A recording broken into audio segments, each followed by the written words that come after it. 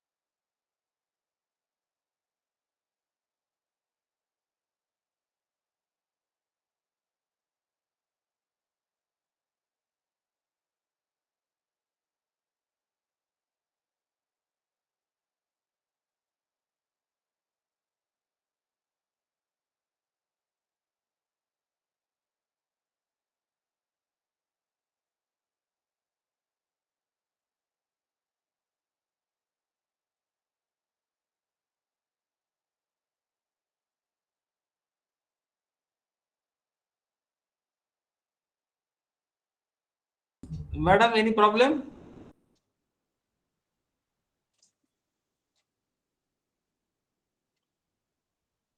So just give me a second. I'm trying to share their PDF, so it's taking some time. I'll just Okay, download okay. it. Just give me a Yes, yes. minute. I'll start. Okay, okay. No, no issue, no issue. Okay. Yeah.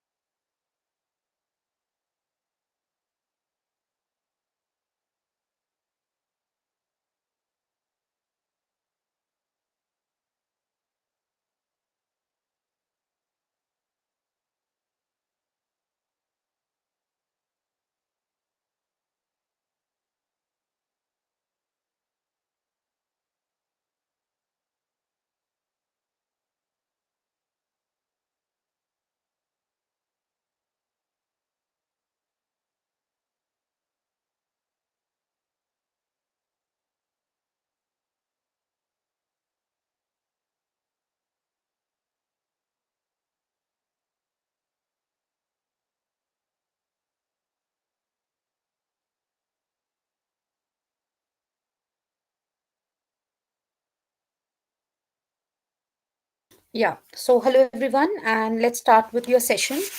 So I'm sharing my screen, and let me know if you people can see that. Just give me a second.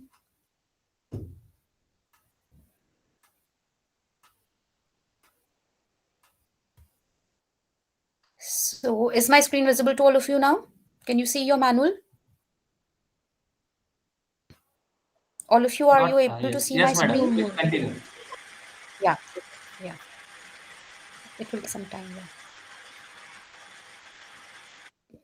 Yeah. So can I start? Is it visible now? Yes, you can start. Yeah. Yeah. Okay. So we are starting with the very first unit, that is learning and working with the community. So First of all, to start with, we need to understand that why there is a need to educate some community, okay, or why community education is important, okay. So, therefore, first of all, we need to understand that what can be defined as a community. So, here we will be studying about different aspects related to that how you are going to educate your community regarding healthy eating habits or nutrition, health, and so on. So first of all, it is important for us to understand that how do we define a community. So if you can see in your manual, the definition says that community is a stable, small, autonomous, and self-contained unit. Okay, so a community might be of people who are homogeneous in nature. Okay, so homogeneous means like you all. So we are here to study DNHE, right? So you are a community of a people who are here to understand or who are here to learn about DNHE. Similarly, you can have a community of students. You can have community of some immigrants. You can have community of your college going students and so on. So this is a self autonomous, self contained unit. Okay, so it can be a very small as some group of people, or very large when we talk about the heterogeneity or number of people who are involved in that particular community. Now, when we are working with the community, okay, so as I told you that it is not very easy to work with the community, okay. So because you have to put your thought, you have to put your views in front of them, and that have to be readily available, or you that have to be readily acceptable to them.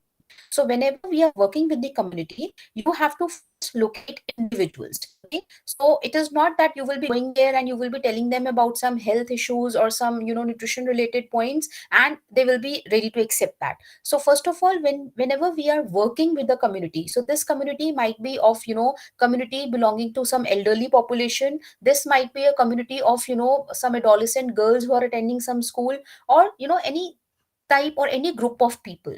So when we are working with the community, the first thing which comes is working with individuals. Okay, so whenever you start to look or educate people regarding healthy eating habits, or nutrition related problems and things like that, very first thing you have to understand is that we have to work or communicate with individuals. So you have to find out that who are these individuals in the community who you might want to exchange this information. Okay, so this can be some worker who is working in that particular community, or there is some nearby shop and you can go and talk to that person. So you have to locate that what are the different individuals to whom you have to go, and that person might be a key individual wherein you can exchange your information. Okay, and you can also gain, you can find much more details about that particular community. So you can know about that if there is some upcoming event. Okay, so if there is some upcoming conference or things like that, wherein you will be able to put in your ideas. The second thing which is related to community is when you are working with community groups. Okay, so community groups means what?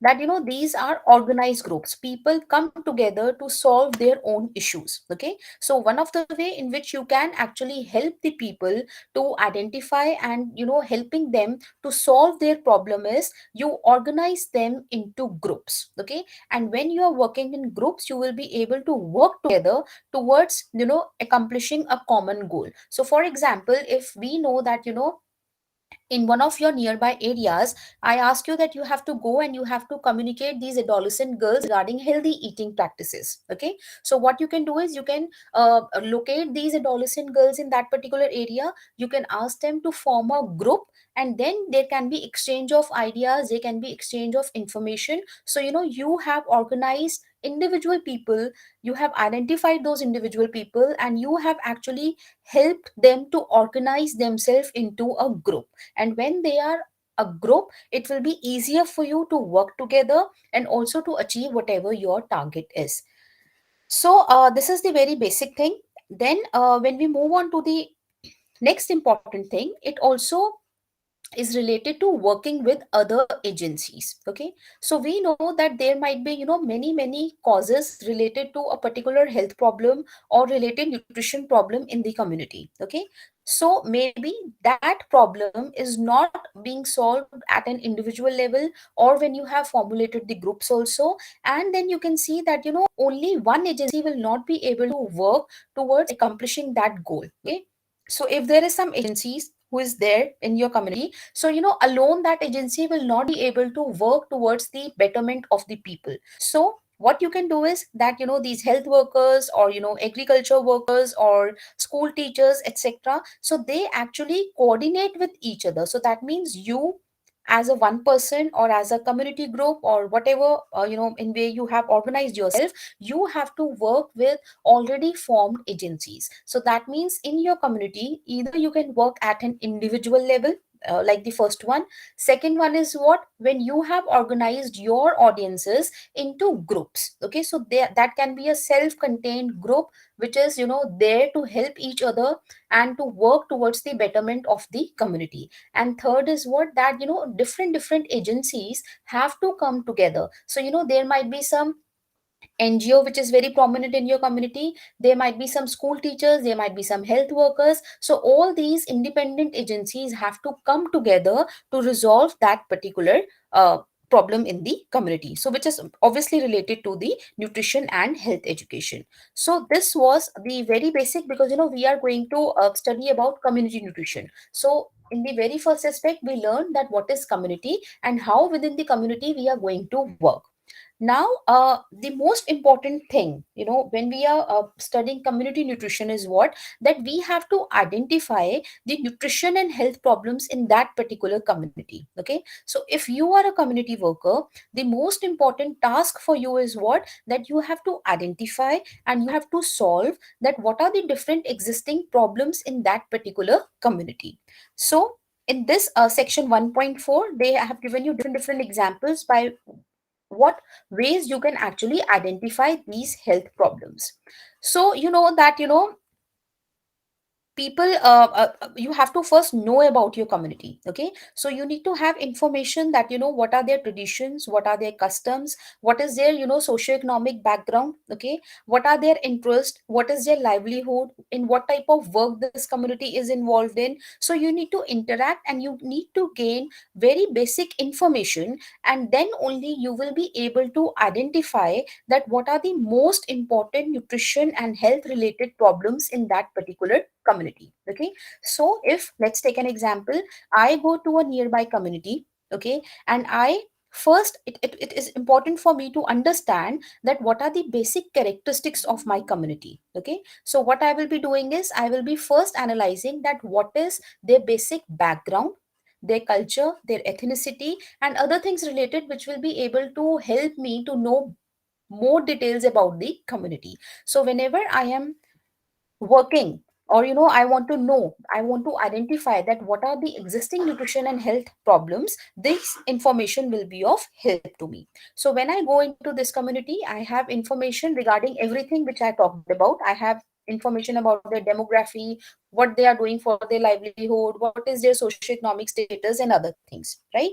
Now I have identified that there might be, many existing problems in that particular community, which is related to poor health, hygiene, sanitation, inappropriate dietary intake, and so on. Okay, so out of these I came to know that, this community has a very high prevalence of malnutrition among school going children. Okay, or the prevalence of diarrhea is very high. So what I need to do is, after collecting the basic information, okay, I will be meeting up with the people and I will be discussing the problem with them. Okay, so this meeting and discussion, as we discussed, right, it can be at an individual level. So I might be knowing that, there is this elderly lady in the community. Okay, or there is this lady who is working in some school, or this lady is a mother of a child who is suffering from malnutrition.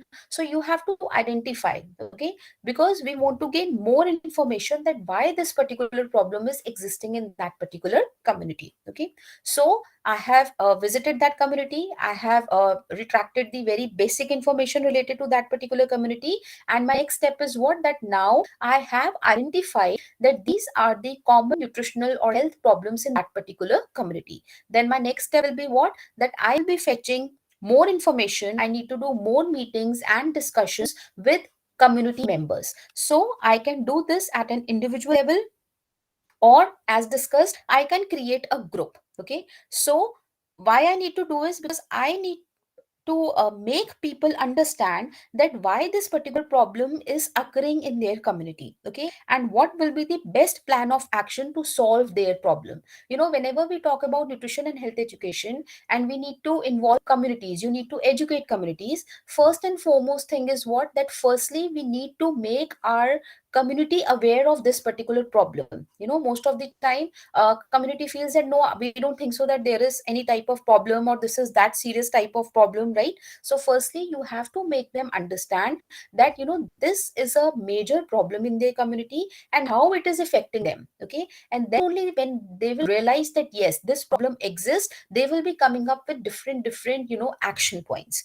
So finally, after they understand that why this problem is occurring in their community, what are the causes of that, you will be helping them in choosing best of the actions which can actually solve their problems. Okay, so the aim of this discussion is what, as they have formulated in different points. So firstly, how they are regarded by each group. Okay, now what is the number of people who have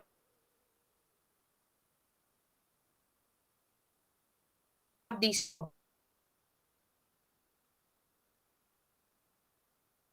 problems? So maybe as I discussed that there are different communities who have these problems. So maybe as I discussed that the problem of diarrhea is very prevalent in that particular community, and maybe majority of the households in that community have small children who are frequently diagnosed or suffering from diarrhea. Okay, so these are your community. Then the second thing is finding the cause to the problem, right? So whenever I'm talking about nutrition and health education, my first aim was what? To identify. I am going in that particular community. I am fetching the very basic information related to that particular community, and now I know that this is the major health problem in that particular community. So my first step was what? Identification. Second is what? That I have to find that what is the cause of this particular problem. So like we took the example of diarrhea, right? So in this particular community the prevalence of diarrhea is very high. So now we know that the problem is there. Second step is what? That we need to know that what are the different causes, okay, which is leading to this particular problem. So when I discuss this problem at an individual level or at a group level in step 1, I came to know that this problem is basically occurring firstly because the eating habits, the infant and young child feeding practices is not appropriate. There is certain issues related to hygiene and health. Okay, or maybe that community does not have a provision of safe drinking water or potable water. Okay, so that importable water or water which is not very hygienic can cause a problem. Okay, and then there might be other reasons also, that the wages are low or their incomes are low, and because of that maybe people are not able to afford or provide good quality and quantity of food to their children, or there might be issues related to immunization. Okay, children are not properly vaccinated and so on. So my second step is what? That I have to come up with causes. What are the risk factor, what are the causes which is contributing to high prevalence rate of this particular disease.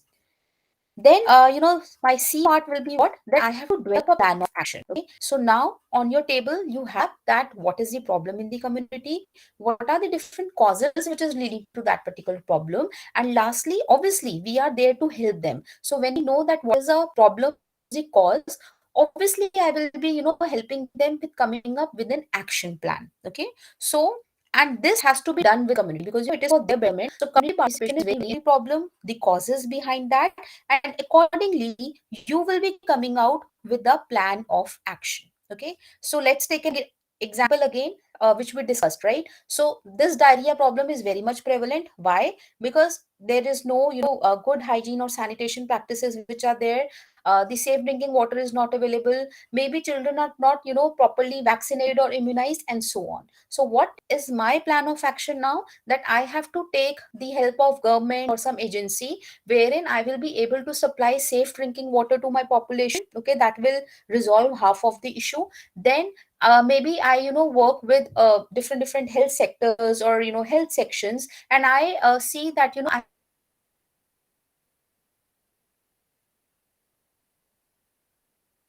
have to provide different information related to this particular problem. Okay, organize a health camp or immunization camp for the children. So I might be able to do that. Then maybe these mothers who are the basic or the core caretakers for their children, and I will be imparting nutrition and health education to these mothers, that how and what can be fed to the child, and what are the different hygiene and sanitation practices that needs to be looked into. Okay, so that is, these are the three major steps whenever we are identifying and solving problems with our community. So the first step is what, that you are identifying the nutrition and health problem. Second was what, you were finding the cause to that particular problem. And third was what, that you have developed a action plan in relation to that particular problem after analyzing that what are the different causes to that. So are these three steps clear to all of you? Are these three steps clear to all of you? Yes, ma'am. Anything? Yes, ma'am. Great. Yes, ma'am. Next is Yeah, clear. Okay. So if there is any problem, you can write in the chat box or unmute yourself. I'll repeat. And if it is clear, can I move ahead with the next section? Please move on, ma. Okay. Yes, Yeah. ma'am. So Yes, ma'am. Go ahead. after understanding that we have identified the problem, we know now that what are the causes of the problem, and we have also developed the action plan. Okay, so whatever was in my hands, whatever I thought was the best, I came up with that action plan, and trying to resolve those problems in the community. The next important thing is in relation to evaluation. Okay, so whenever we look into the work evaluation, right, it usually has something that this person is evaluating me. Okay, so we must understand here that evaluation is one of the most important points whenever we discuss about any nutrition and communication related behavior, or health education program or something like that. Okay, why? Because herein we want to assess that whether we were able to achieve what we wanted or not. Okay, so for example, you people here are studying DNHE, right? So at the end of this particular course, obviously you have to take an examination. Okay, so why that examination is important? Because that is an evaluation that will help you and your teachers and people connected to this particular program to evaluate your success, right? So whether you were able to understand this course or what were the problems, so that will all be evaluated through an examination. So similarly, whenever you are starting with any activity, okay, you know that what was your objective and whether you have successfully met your objective or not.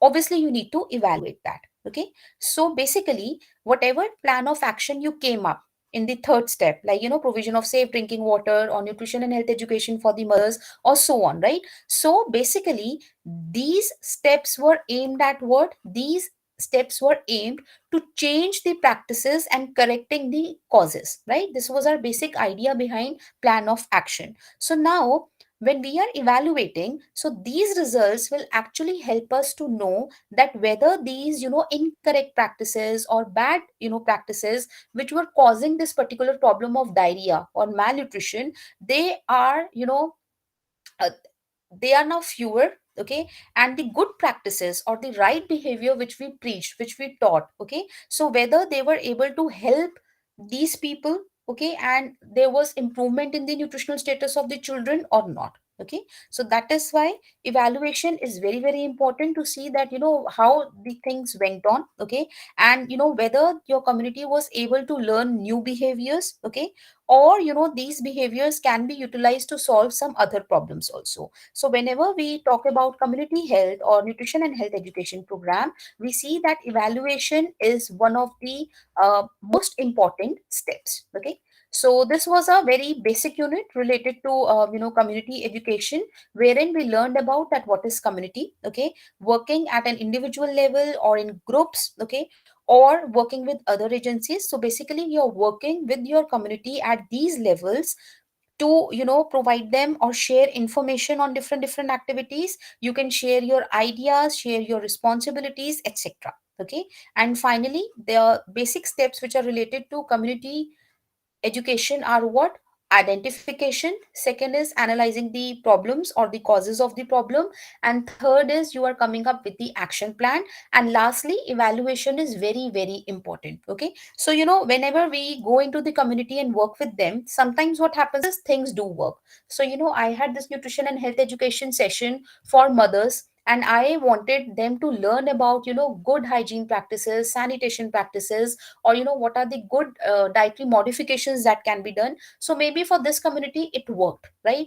But maybe I saw that when I preached this particular same thing, the results were not very good. So how evaluation will help me? It will help me also to rectify the things, that why this particular program, or this particular action backfire, why it didn't work for this particular community. Okay, why? Because I will be repeating the same nutrition and health education maybe with some other community. So evaluation is important, not only to have positive feedbacks about something, but also something which we lacked, so that we can improvise on that, and next time we don't make that particular mistake, or we can improvise on our action plan. So this was your unit 1, and I'll move on to unit 2 if there are no questions in this particular unit.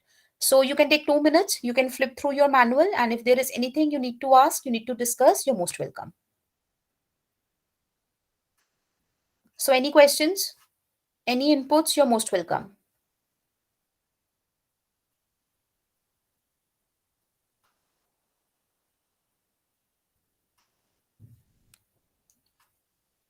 I hope things are clear to all of you. Hello, ma. Hello, ma. Good afternoon. Yeah. Okay. Ma, what are the benefits of this? Hello? Hello, I'm not able to hear you. Can you please write in the chat box? I Or said, if ma, someone else can. what are the benefits of this health, nutritional health education?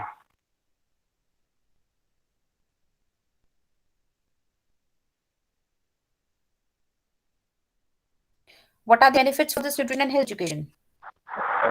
Yes, ma. So Yes, why you are right. nutrition and health education is important? Because globally we see that there are certain, yeah, because globally we see that there are populations, okay, which are at a higher risk of developing certain diseases, okay, or they are at a higher risk of developing some deficiencies or things like that. So what happens is the basic core thing which is related to poor nutritional status or high rates of malnutrition among these children, or groups who are at higher risk like pregnant women and lactating women. One of the most important thing is what, that you need to rectify their current behaviors. You need to educate them on what is right for them, okay, or how they can make best of the resources. So that is why we say that working with the communities and educating them is very very important if we want to lower down the rates of malnutrition, okay, or you want to lower down some prevalence rate of deficiencies in some of these children. Okay, so that is why it is very important to educate the communities. So is this clear? Can I move ahead with the next unit? Yes, ma. Yeah. Okay. Okay. So the Hello, ma. second unit, yeah, you want to ask something?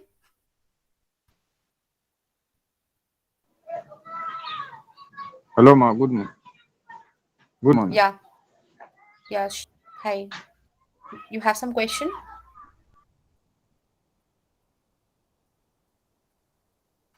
Do you have some question in evaluating? Okay, what step can be can one take?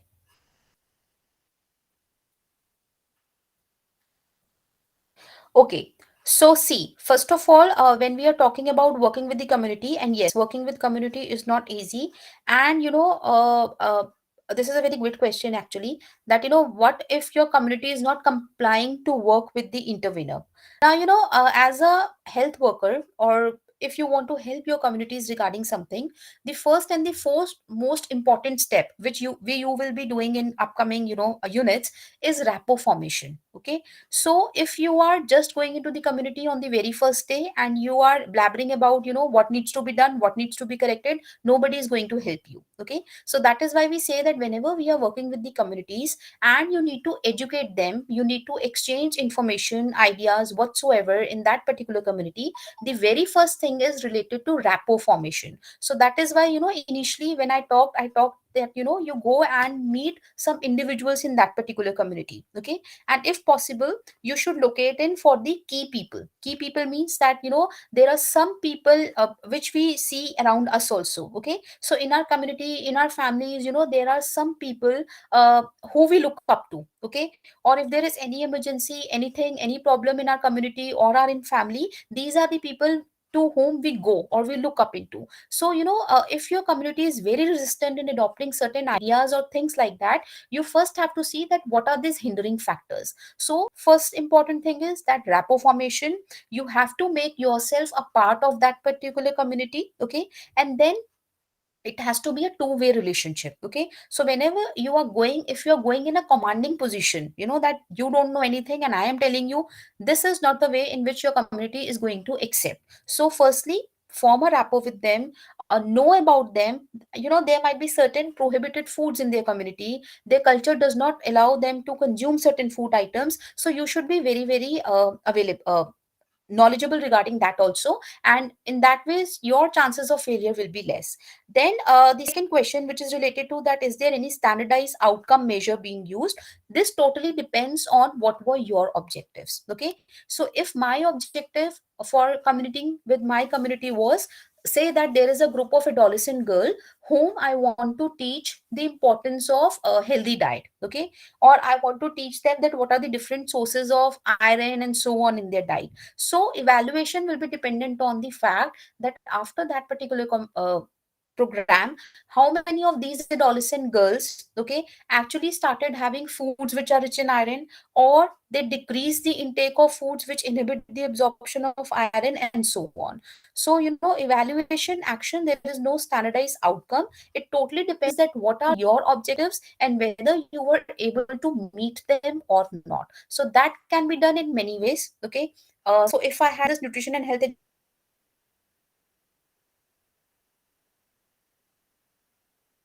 education program, maybe I can take a small quiz after that. Okay, or I can observe their behavior, I can see that their dietary intakes have improved and so on. So there is no standardized outcome for this particular thing. Evaluation simply means to evaluate whether you were able to achieve your objective or not. Clear?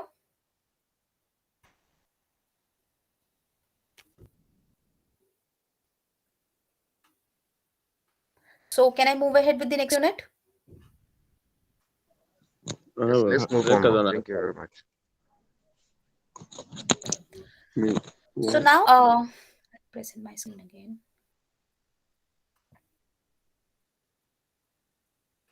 Yeah, so I'm sharing my screen for the next unit.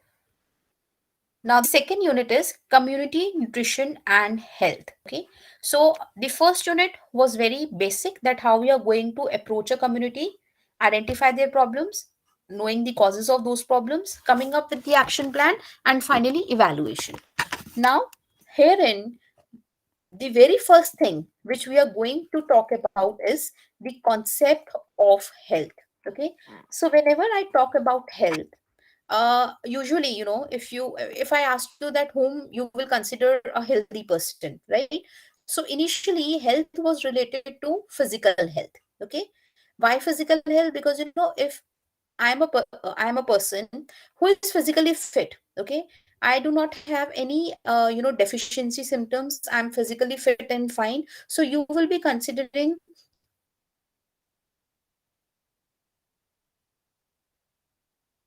I'll take up your question. Okay, I'll just take up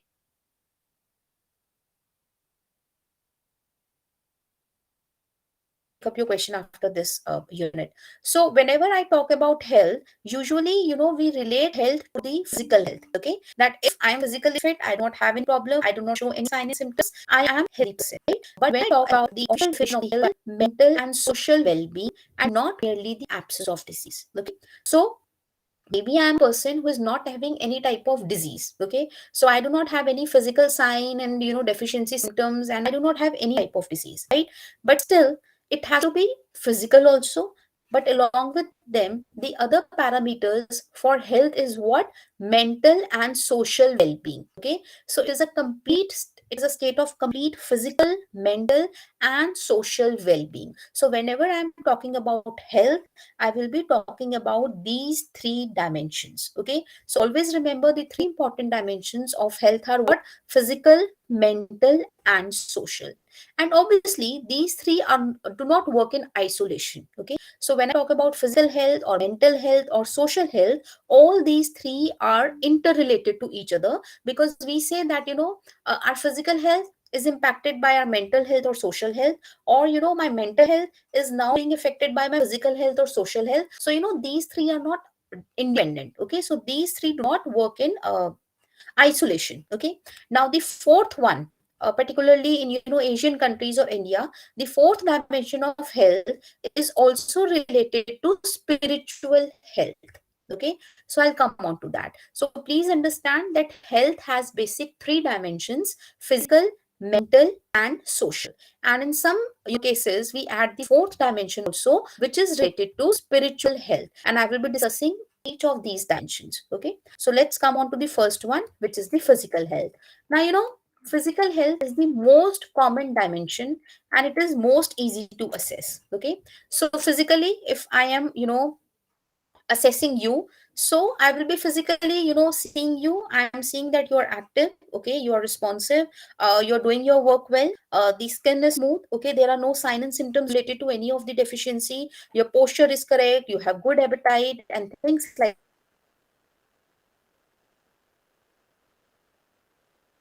that. So I will be considering you as a physically healthy person. Okay, so this is the first dimension of the health. Now, I will be considering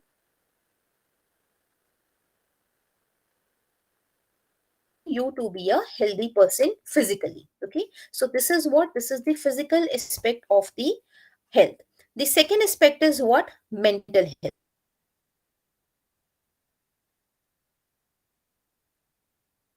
Okay, now this is the most complex dimension of the health. Okay, now this is the most complex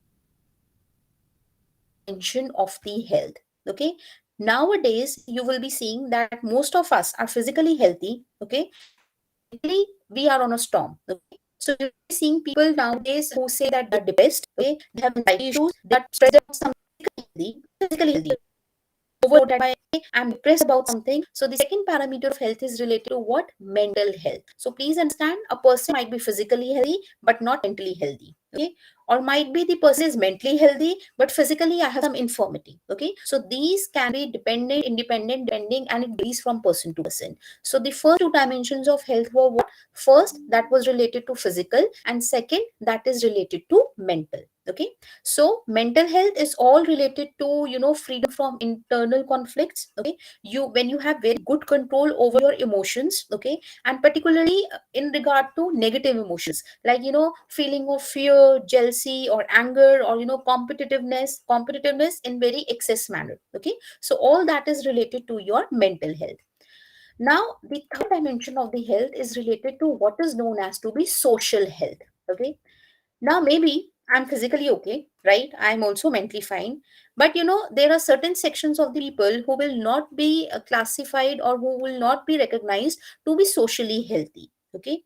So, who are these type of, individuals? Because, we as a person, okay, I as an individual, I have to take this responsibility that I belong to this particular family or this particular community or this particular country, and I have a role to play in my society. Okay, but when I'm not able to do that, I may not be able to be classified as socially healthy. So to make you understand, people who are involved in some sort of crime, okay, who have murdered someone, okay, or is a criminal, or is a thief. So these people might be physically or mentally whatever, but the thing is that they are not socially fit, right? So the third dimension of the health is related to what? When we are able to identify our role in the society. So that can be a family, that can be a community, or anyone. Okay, so the third aspect of health is related to what? Social health.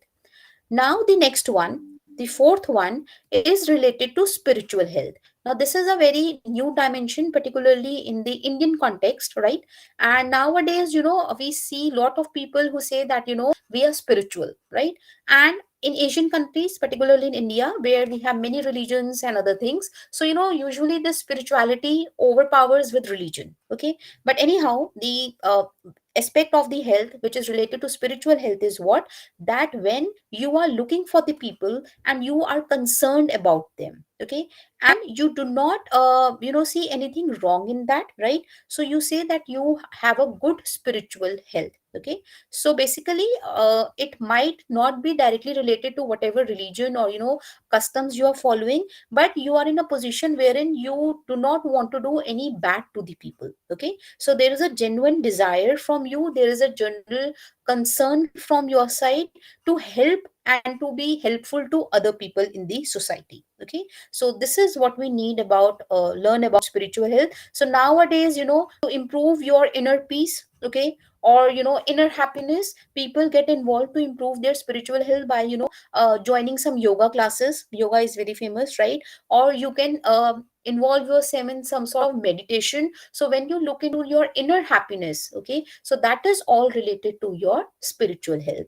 So please understand, again, I'll just have a quick recap, that health is defined as a complete state of physical, mental, and social well-being, and not merely the absence of disease. Okay, and there is a fourth parameter which is related to your spiritual health. So physical health is very common one, and this is related to being physically healthy. You do not have any signs, symptoms, etc. of deficiency diseases. Mental health is related to your perception. Okay, so your internal conflicts, your freedom, you have very good control on your emotions, so that is all related to your mental health. Social health is related to thing that you have a definite role in this society. Okay, and finally you have what? You have spiritual health. So in your exams also and other things, health definition is very, very important. And the second thing is concept of nutrition and its relation to health. So I'll come on to that. Firstly, you have any doubts in the definition related to health?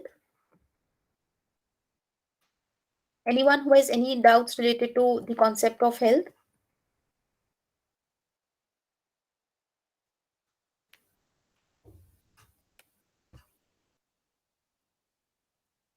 Yeah, please ask on. You can unmute yourself and please ask the questions. No, ma.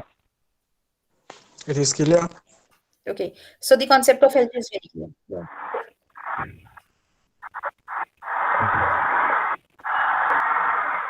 Okay.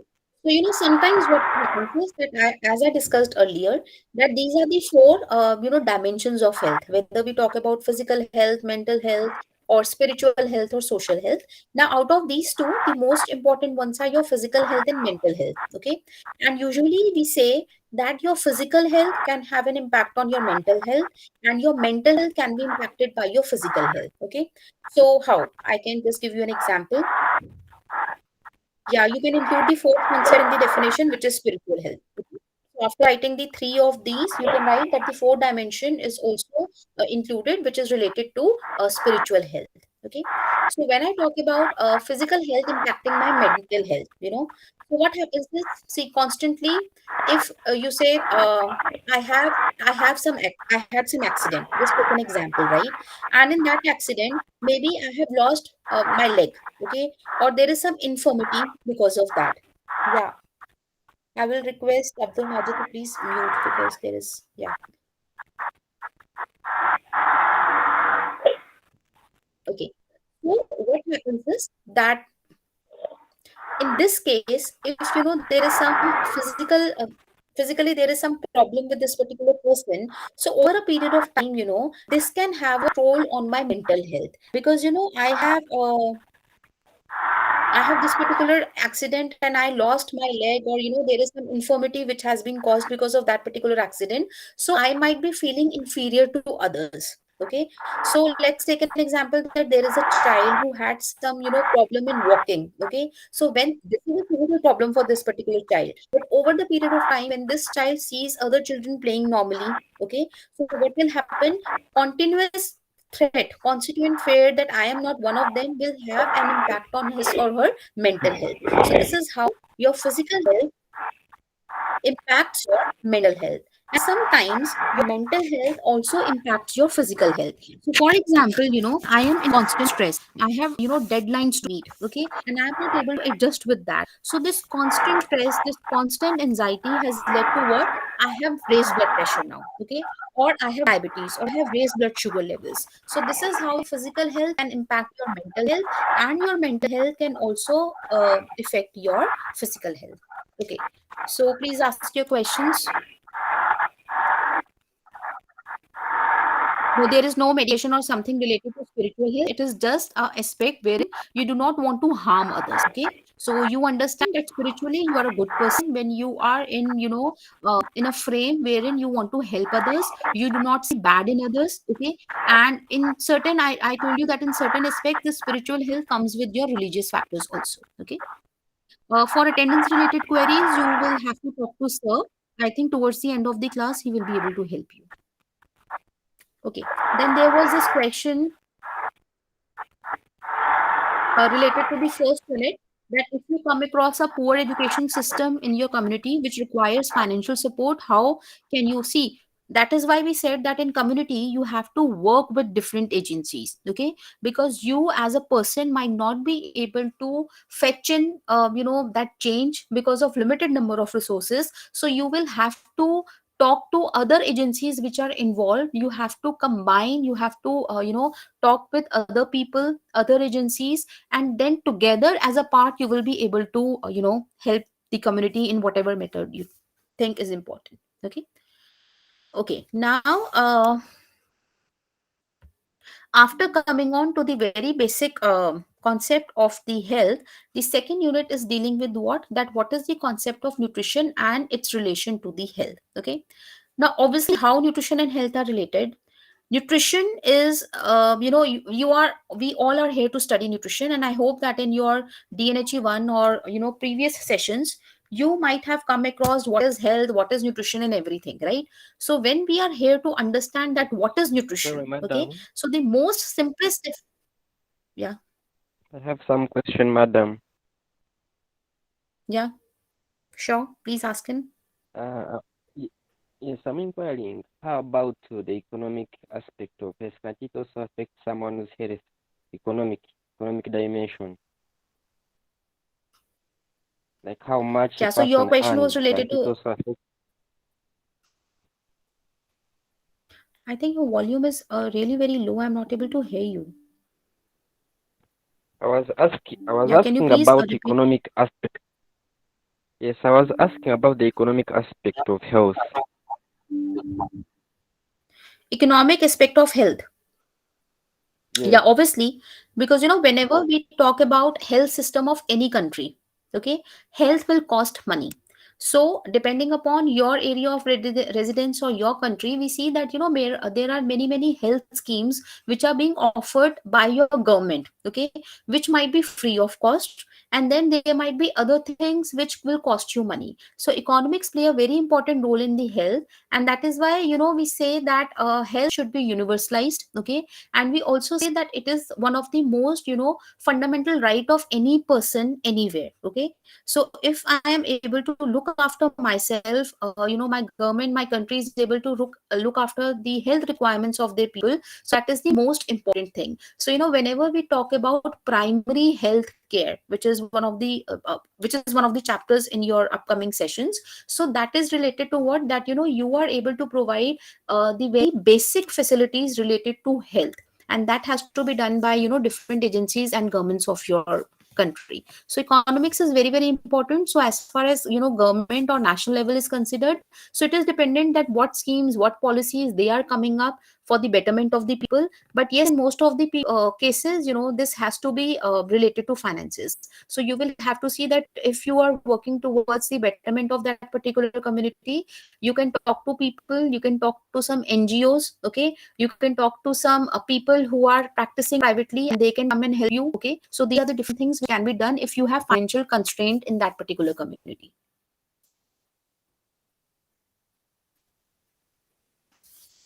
So is this clear? Yes, yes, madam. Is this fine? Yeah. Okay. So, yeah. So in this particular paragraph, they are explaining you that how nutrition and what is its relationship to the health.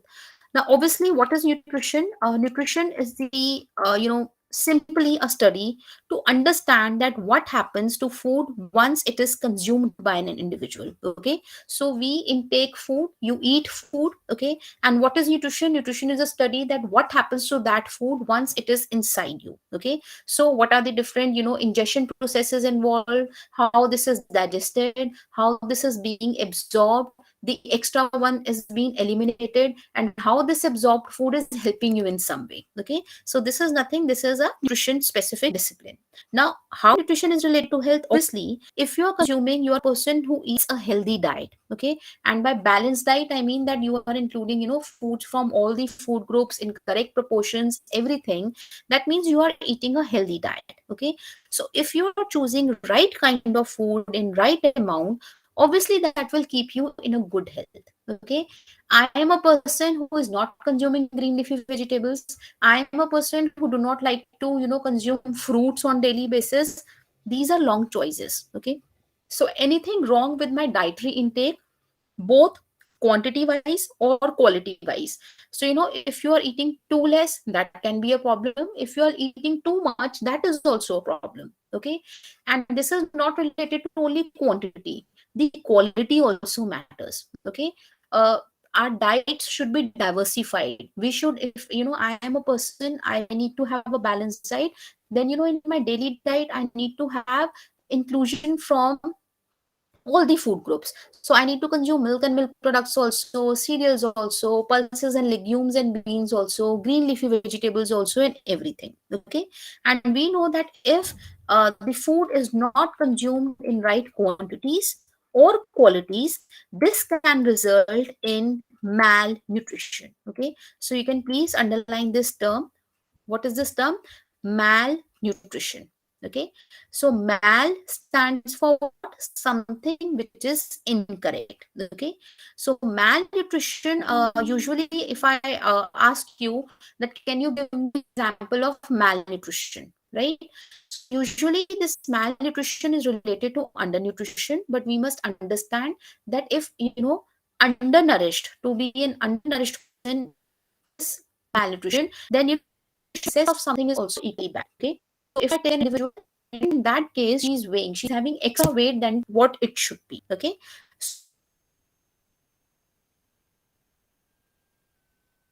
so please remember that malnutrition is related to undernutrition. Okay, so if I take an individual and if I am consuming X amount of vitamin A in my daily diet, and I am not consuming green leafy vegetables, so over the period of time, obviously I will develop vitamin A deficiency. Or according to my age and gender, I should be consuming say 18 milligrams of iron daily, right?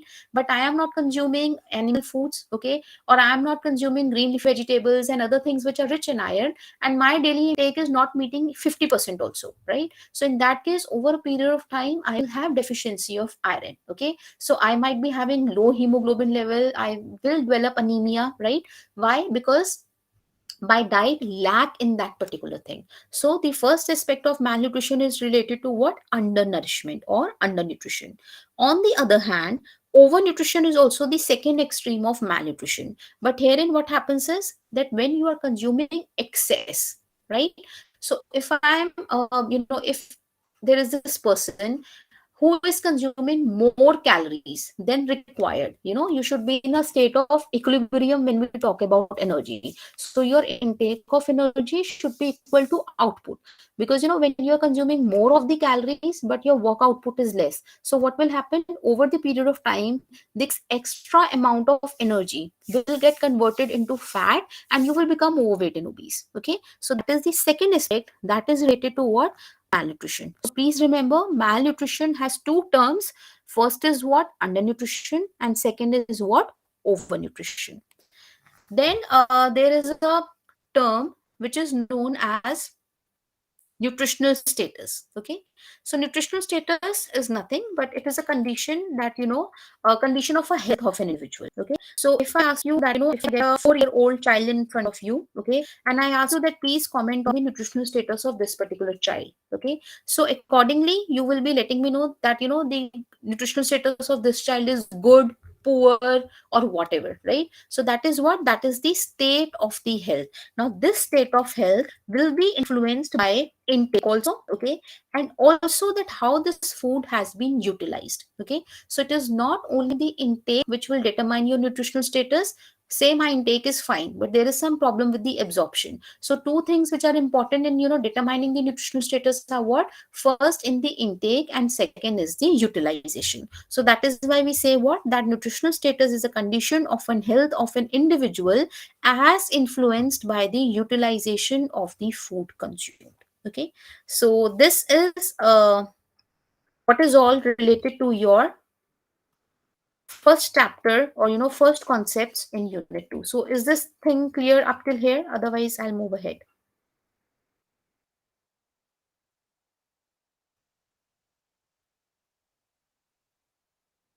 So any questions in this particular unit?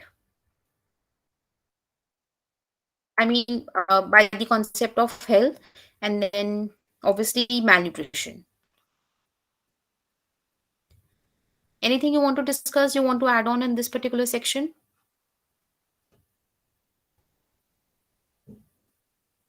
No doubts, no questions. Can I move ahead?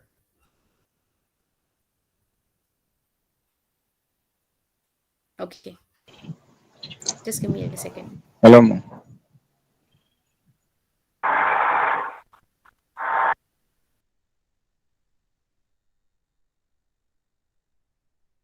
Yeah, please.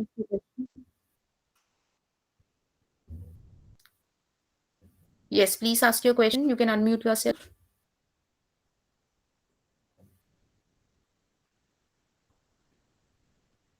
Yeah, someone raised the hand. You have any question? Please ask.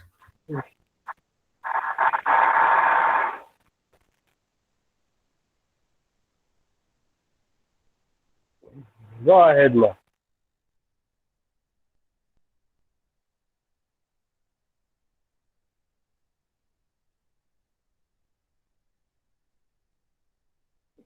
Go ahead, ma. Okay, so I'll come on to the next unit. Just give me 2 minutes. I'll start.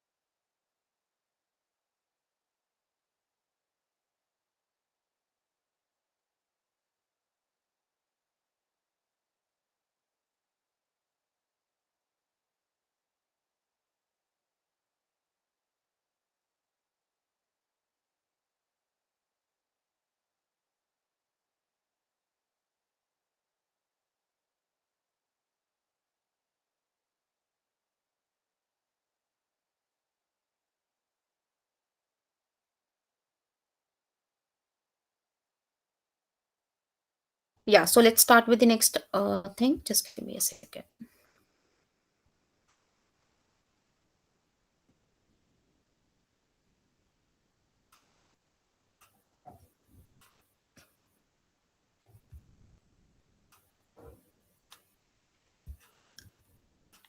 Okay.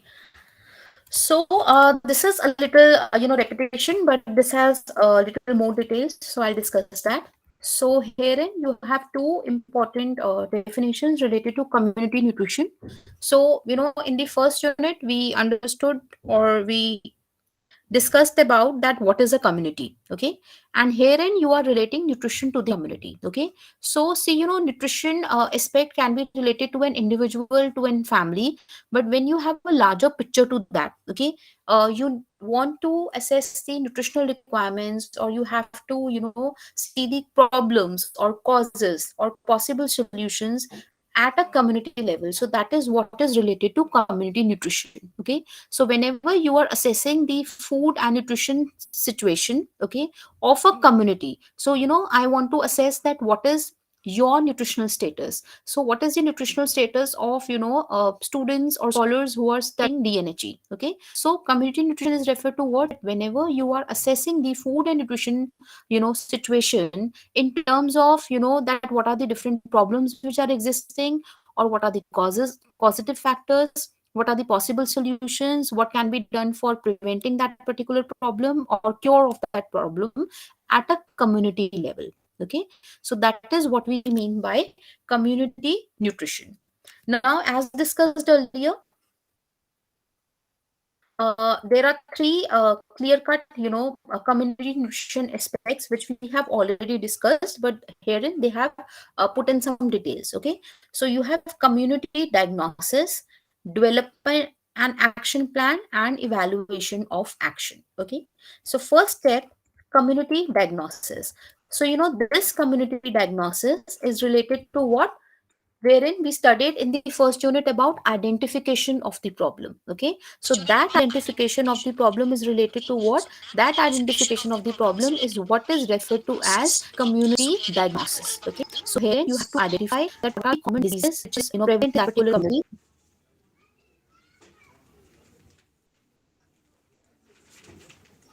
So how we can do this? Okay. So whenever I go into the community and I need to identify that what are their nutritional problems, right? So how I am able to make this diagnosis?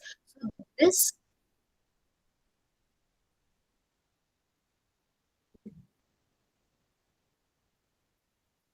I think there is some echo going on. So okay, so how I'm going to make this community diagnose is by using different methods. Okay, because my main aim is what, my main aim in community diagnosis is what, that I want to assess their nutritional status. So I'm going into this community and I want to assess the nutritional status of children in that particular community, or adults in that community, or adolescent girls, or whatsoever. Okay, so whenever I talk about community diagnosis, that means I am there to identify that what are the nutritional problems in that particular community. Okay, or some section in that particular community. And what are the most common methods? The most common methods are these. So I hope that in your course 1 you have already learned about nutritional assessment. Have you done nutritional assessment? I think you must have. In your block 1, there was a unit related to nutritional status assessment. Okay, so how you're going to do the community diagnosis is by assessing their nutritional status, coming to know that what are the nutritional problems which are existing, and the most common ones which I have highlighted, I'm writing in the chat box, is ABCD. Okay, so this can be done using what? This can be done using ABCD. So herein you can see that you have dietary survey, clinical, anthropometric, and biochemical. Okay, so these are the 4 steps. So this is the first step which is related to the diagnosis thing. Then this step also includes that after diagnosing, that is, see, they have given you again an example that diarrhea presently occur among the group of the people, group of the children in the community. Okay, so one of the causes because of this is what, that there is improper source of drinking water. Okay, and there might be malabsorption of nutrients in the body of these children. Okay, so as a result, repetitive episodes of diarrhea will lead to some issues or some nutritional deficiencies related to vitamins and minerals. So second overlapping thing is what, that I have to assess the causative factors. So herein they have identified different causative factors. Okay, so first one, or the first cause, is related to educational, okay, or education. So the primary deep root cause of high prevalence of malnutrition globally is what, unawareness. Okay, we are not aware. So lack of awareness among people, okay, or lack of understanding that what are the good sources of particular vitamins and minerals. Then there might be many economic, cultural and agricultural barriers. So that is all which is related to your educational factor, which is related to the causes. Then social. So social is related to that what are the living conditions of that particular community. So the unhygienic aspects, overcrowding, insanitary practices. Okay, that is all related to what, the social aspects. Then obviously economic. So economic ones are related to obviously the money, which we discussed it. Okay, because money is most important aspects related to nutrition. And also at a larger level, you can also relate this economy to the poor agricultural yield. Okay, so that is also a very different aspect to that. Then there might be some cultural causes to that particular program. So what are these cultural causes? These cultural causes are related to presence of certain undesirable traditions, or there might be certain beliefs which is affecting the diet, attitude and practices of people in that particular community. Okay, so that is the cultural one. Then agricultural is related to what food items are available and what are not available. Lastly, you have health. Okay, so health one is related to lack of awareness regarding safe drinking water, or some hygiene deformities which might not be present at community level. Okay, so these are all different causes. Okay, so therefore this community diagnosis is nothing, it is actually a step which will help you to identify the problem. Okay, the next one is related to developing an action plan. So this also we have already discussed in the previous unit. Okay, so herein you will be suggesting causes for the food and nutrition problems like we discussed earlier, and accordingly you will be coming up with the development of an action plan. Okay, and herein also lastly you have evaluation. So this also I told you that now whenever I am doing evaluation, so evaluation should be holistic. Okay, so whenever I am evaluating, my evaluation should be done from different point of views. Okay, so let's say that I am a community worker, I went to this particular community and I had a health and education program for adolescent girls, or maybe pregnant women or lactating women. So you can design decide any of the target groups. Now what will happen is that when I'm evaluating this particular program, okay, so it should not be from one viewpoint. Okay, so one of the ways to evaluate is what, that I will be asking those community members for whom I have created this particular program, right? So I will be asking them, then how did you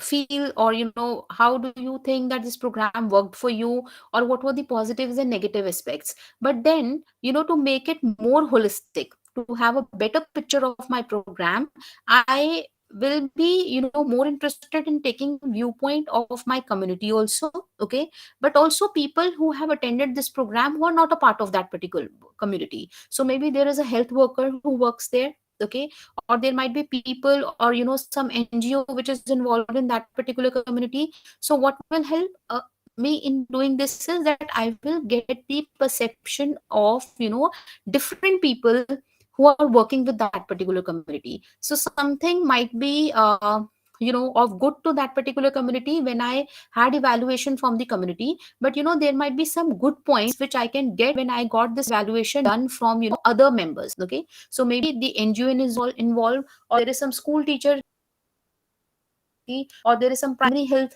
workers who are involved in that particular community. So this will help in creating a more robust, more strong program for the community. So always remember that, this evaluation. So evaluation does not only mean to talk about the negatives in that particular program. Okay. If you're sitting for an exam and let's say that you got 70 on 100, right? So you might be very disappointed that I lost 30 marks, or the examiner is very strict or whatever, right?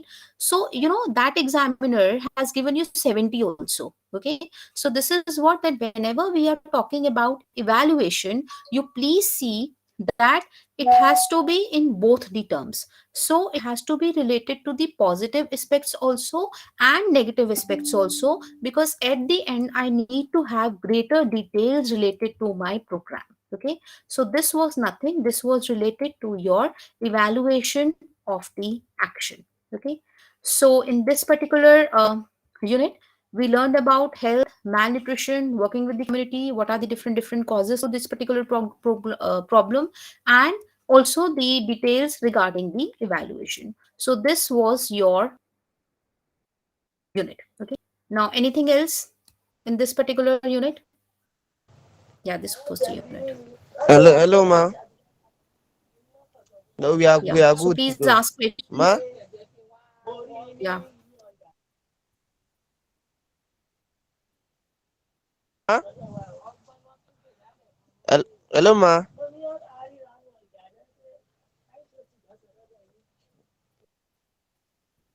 Yeah. You want to ask something? Please repeat your question. Yeah, I can hear you. Please ask your Ma, I'm question. saying that you should help us with the attendance. Bakar, the floor is yours. We are Ask having your problem with question. the marking of attendance. Please.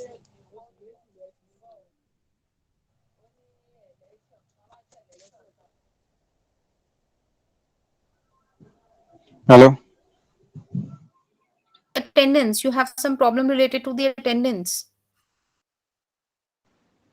Yes, we can't mark it. We are having issue when to mark it. We are having issue pertaining it.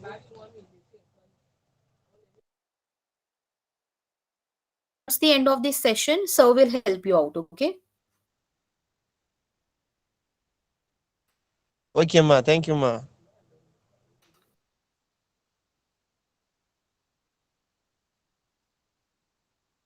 Sir, are you there? Yeah.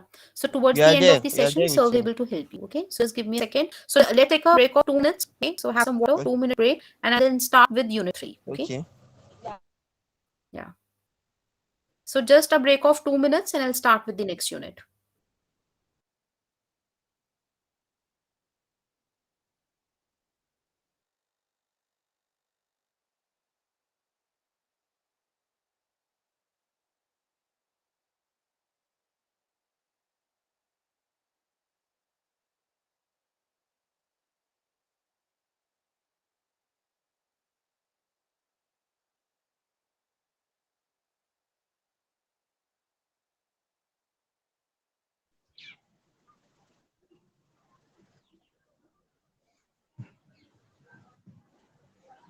Hello, friends.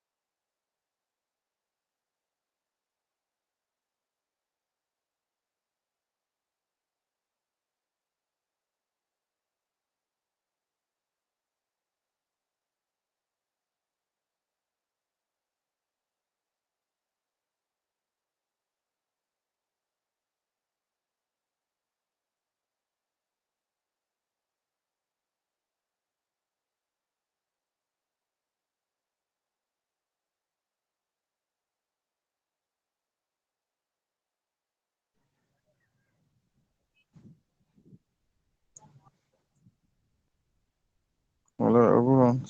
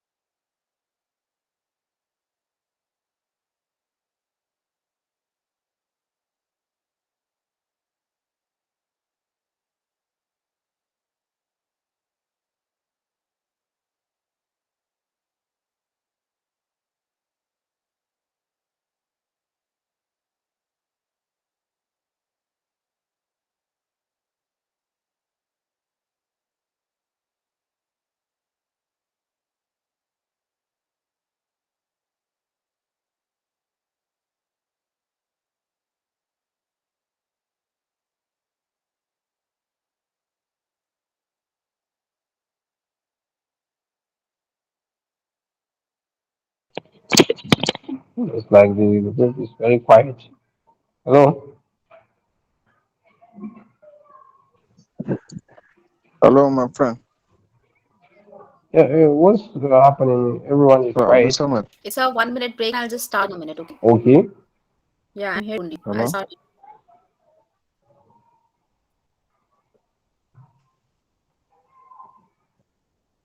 Yeah, please ask your question. Yeah. Hello, please. I think since it is break time, someone should please tell us in brief about the attendance.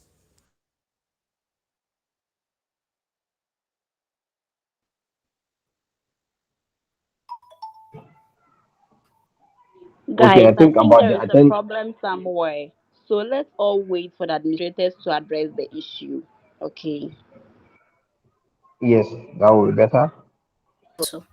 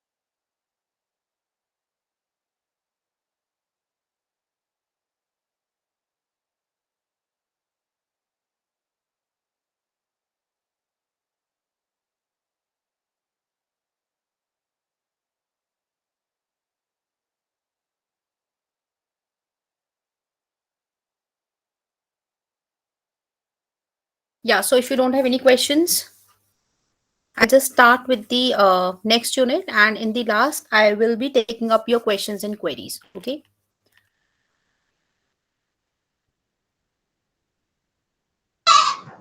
Hello, ma. Hello. So, your next Afternoon, ma.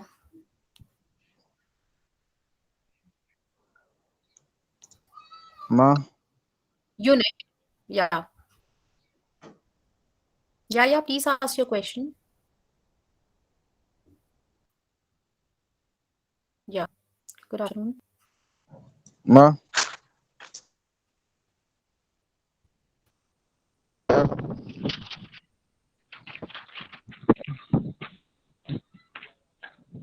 Hello, ma.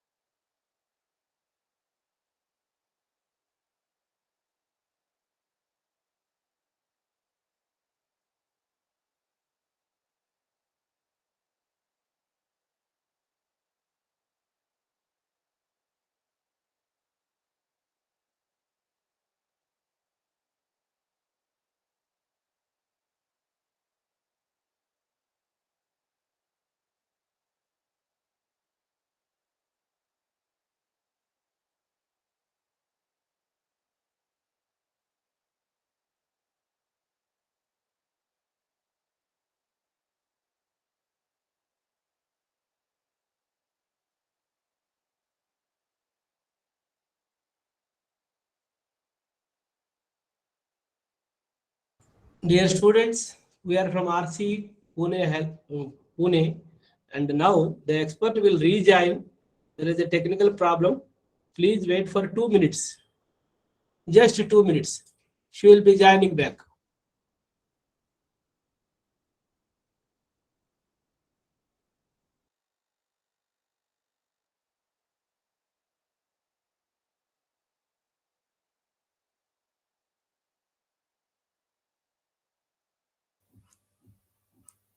Yes, sir, I'm here. Can you all hear me? Some Right, right, madam. Yeah. I have just announced and they are there. Please Okay. carry on. Okay. Thank you, sir.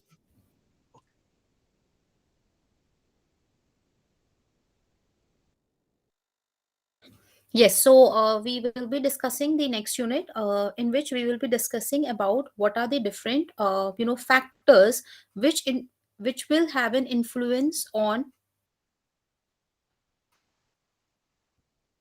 community health and nutrition. So I'll just share my screen. Just give me a second.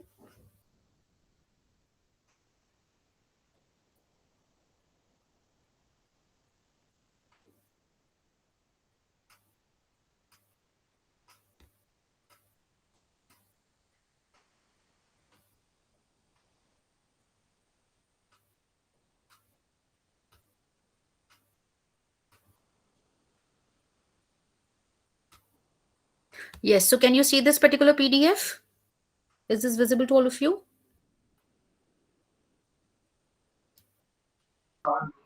Yes, ma'am. So in this particular unit, we are going to look into different factors which will have an influence on the health and nutritional aspect of a community. Okay, so the first thing which we are going to read about is that what are the major determinants of community health. Okay, so whenever we talk about the health of the people in the community, or community health, it totally depends on many factors. Okay, which might be impacting the health of the people individually, or in conjugation with one another. Okay, so these might be interplaying with one and another, or this might be developing some nutritional problem or some health related problem independently. So some of the major identified determinants which will have an important role in deciding the health of a people, or what will influence the health of the people, are genetics, health services, environment, and personal health behavior. So these are the four determinants of health. Okay, in other words, these are the four major determinants which will have an influence on the health of the people. Okay, so first one is what? Genetics. The second one is health services. Third word is environment, and lastly it is your personal health and behavior. So firstly, when I talk about genetics, right, so there are certain health issues which are related to genetic predisposition. Okay, so in some of the cases, certain individuals, they are born with certain genetic abnormalities. Okay, which might give a rise to that particular nutritional or health related problem. Okay, for example, the very basic example is related to what? That milk intolerance. Okay, so some of the children or infants are not able to tolerate the milk. Okay, which is also known as lactose intolerance. So genetically this child is born wherein he or she is not able to digest milk. Okay, so in that case, having milk is a problem for these children. Okay, then we also say that there are certain diseases or disorders like diabetes, okay, or obesity, or heart diseases. So these are all the problems which have genetic predisposition related to them. Okay, so I say that if your parents are diabetics, your grandparents are diabetics, so we say that diabetes run in family. Okay, so if your parents, your grandparents, they are having diabetes, they are obese, or they are hypertensive, then risk of you of having these diseases is higher than a person whose parents or grandparents do not have these diseases. Why? Because in this case it is the genetics which decides your health. Okay, so the first and the foremost important contributor or the influencer of your health is what? Genetics. So there are certain diseases, there are certain disorders which are more if you are genetically susceptible to them. So this is all related to the first determinant, which is genetics. Then the second is what? Health services.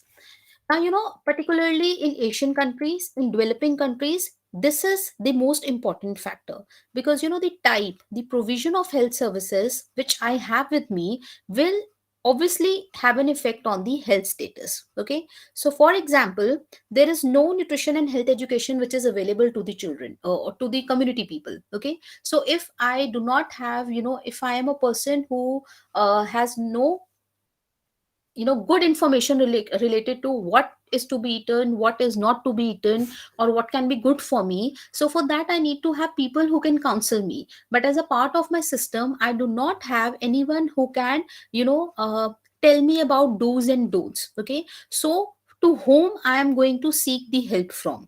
Okay, so for example, if there is a group of children who is having vitamin A deficiency, and there is no one to tell their mothers that what can be included in the diet for the vitamin A thing, so in that cases what will happen, the health status of the people will deteriorate. Okay, so health services are not always curative means that when this disease has occurred, we always say that it has to be focused on prevention. So firstly, focus on the fact that how we can prevent these disorders, and later on how you are going to cure that.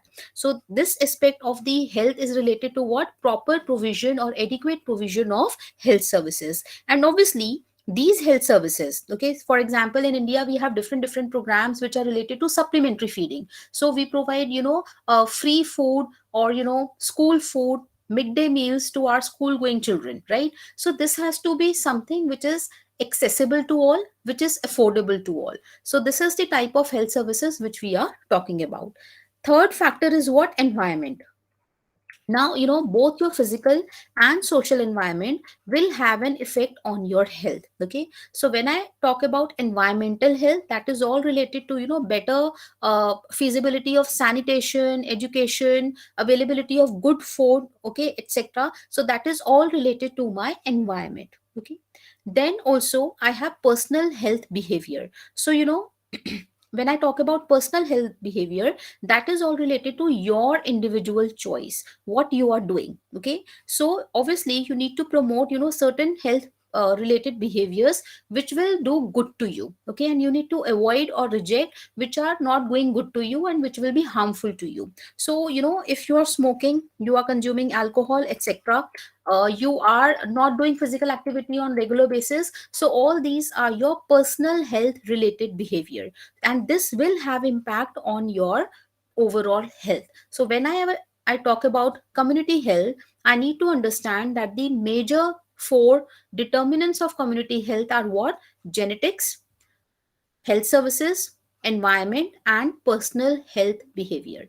Then I need to understand the next section, wherein it is dealing with what? It is dealing with that what are the determinants of food behavior. Okay, so what do I mean by food behavior is that at an individual level there are certain foods which we like. Okay, and there are certain foods which we do not like. There is aversion to that particular food. So how come this food behavior responses occur within us, right? Why? Because there are many determinants which determine your food behavior. So what type of foods you are consuming, what are you not consuming, what are the hindering factors regarding that? So that is all what is covered in this section. So this is what determinants of food behavior.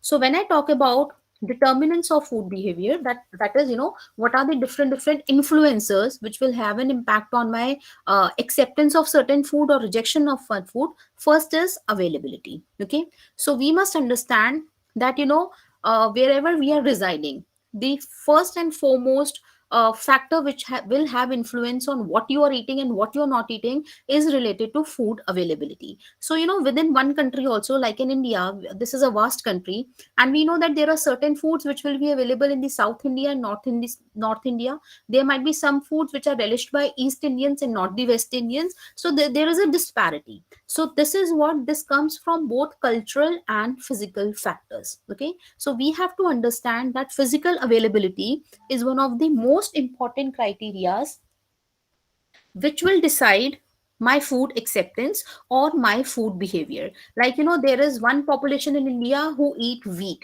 we are wheat eaters. But towards the south side of the India, we have rice eaters. Why? Because physically rice is grown in the southern part and wheat is grown in the northern part. So this is the availability of that particular crop which has related to my food related behavior. So first factor that has an impact on my food behavior is what? Availability. If it is available, I'll consume that. If it is not very readily available, I might not be able to have any likeliness towards that particular food. Then is what? Acceptability. So an individual consumes a particular type of a food, or his or her food behavior is developed based on acceptability. So this acceptability comes from different aspects. So first one is what? Social. Okay. Now in social, the first context which they have involved is status of the family member. Okay.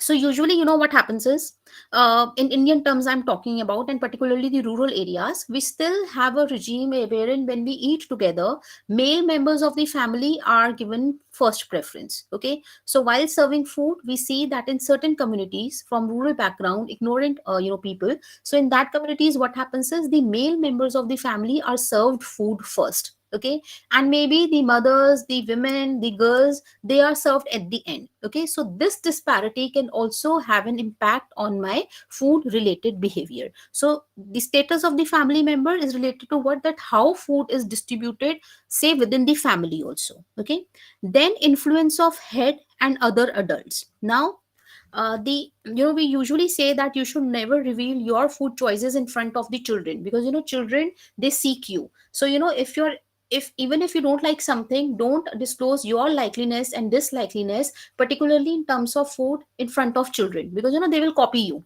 So where maybe they like what you don't, right? But because you showed your dislikeliness in front of that particular child, so without tasting only, that child has a notion that no, I will not like this particular food. So similarly, there is an influence of head and other. So basically in Indian scenario or Asian countries, we see that a woman or a housewife is cooking food which his or her husband, or say a father or father-in-law, they like it. Okay, so there is certain tendency that what needs to be cooked today, so whatever they decide, that will be cooked. Okay, so here what is happening is that she has a very limited choice for herself to take a decision that what needs to be cooked and what not. And for a longer period of time, this will have an impact on her food related behavior.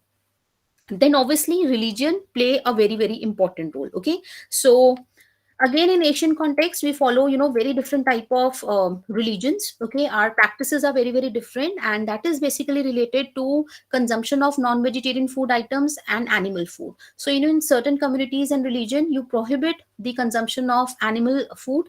In some communities that is allowed, but then what type of animal food can be consumed, that is altogether a different thing. So within that particular context also, our food behavior is largely influenced by our religion. So whatever religion we are practicing, and particularly in Indian case, you will find that most of us are vegetarians. Okay, why? Because most of religion maybe prohibit the consumption of non-vegetarian foods and related aspects. Then the most important thing is peer influence. Peer means what my other fellow classmates or my friends are doing. So, and this is a very very uh, common thing, particularly in younger generation. Okay, so when we talk about children, when we talk about adolescent people, so what happens is their food behavior, their acceptance of food, their rejection of food is particularly influenced by their peers. What their friends are eating, they will tend to eat that. What they are not eating, they will not eat that. Okay, so that is all related to your social aspects. Okay, so first was availability, second is what? Acceptability. So in acceptability, we learned about different social aspects that have a influence on your food behavior. And then we have culture. Okay, now in case of culture, we know that our food behavior can have a very great influence from the cultures we come in. Okay, because there is a tendency that we follow something, there are some taboos related to consumption of that particular food and things like that, that all comes from our culture. So these might be having some scientific basis to that or not, that is a different thing, that whether these are right or wrong, right? So particularly in case of pregnant women, so in certain communities, when we talk about pregnancy, right? So there are certain do's and don'ts, like, the common myth which involves in your pregnancy period is what, that you should not consume pineapple and papaya. Okay, so these are the common myths which are there. Some of them stop consuming animal food as soon as they conceive or they are pregnant. There is a concept of hot food and cold food. Okay, they will have an aversion towards animal origin food. So this is all related to what, the culture. Okay, so what is deeply and rooted in us, that you should consume this and not consume that. So that is all related to the cultural aspect. Then, particularly in case of infancy and childhood also, we see that there are many practices, again, which might be right and wrong, which can have an influence on my food behavior. So for example, we all know that for the first 6 months breast milk should be given to the child, right? And that should be exclusive breastfeeding. So you should not give any top milk, other things to the child. But in India, we have a common practice that as soon as the child is born, he or she is given a drop of a honey or a jaggery or things like that, which is obviously wrong, right? Then we also have a concept in certain communities wherein they discard colostrum. Okay, so what is colostrum? Colostrum is actually the thick yellow liquid that actually oozes out from the breast for first few hours. Okay, so for a day or two, you will see that the milk that oozes out from the breast is not the regular milk. Okay, it is very thick and yellow in color.